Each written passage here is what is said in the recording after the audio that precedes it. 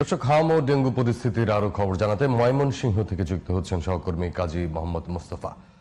মোস্তফা, ময়মনসিংহে হাম আক্রান্ত রোগীর সংখ্যা কেমন দেখছেন, সেই সাথে ডেঙ্গু পরিস্থিতি নিয়ে কোনো তথ্য আছে কি?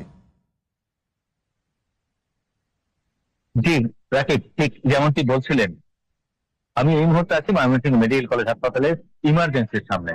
প্রতিদিনই রোগী বাড়ছে, হাম এবং ডেঙ্গুতে যেন পাল্লা দিয়ে ছুটছে। এই মুহূর্তে হাম আইসোলেশন ওয়ার্ডে 95 জন চিকিৎসাধীন রয়েছে। গত 24 ঘন্টায় নতুন করে 30 জন ভর্তি হয়েছে। আর ডেঙ্গুর কথা যদি বলি, ডেঙ্গুতে 18 জন ভর্তি হয়েছে নতুন করে। এই মুহূর্তে 51 জন চিকিৎসাধীন আছে ডেঙ্গু ওয়ার্ডে। প্রতিদিনই রোগীর সংখ্যা বাড়ছে, অর্থাৎ মানুষের, চিকিৎসকরা বলছে সচেতনতার অভাবেই এই রোগগুলো হচ্ছে। হাম এবং ডেঙ্গু দুটোই সচেতনতার অভাব।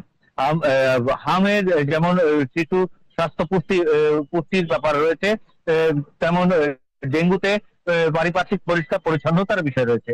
চিকিৎসকরা বলছে পরিষ্কার পরিচ্ছন্ন একটু সচেতন হলেই এই দুটি রোগ থেকে মুক্তি পাওয়া সম্ভব এবং নিয়ন্ত্রণ করা সম্ভব।